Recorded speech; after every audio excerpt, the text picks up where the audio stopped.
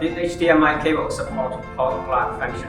If we disconnect the cable from the computer to the television, will it cause any damage to my computer?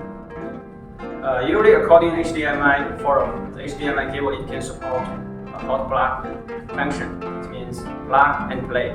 So if we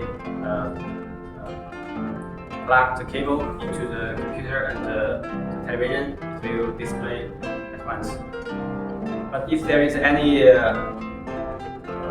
quality problem, when we plug and play, there will cause some short circuit problem. So there will be problem for the computer.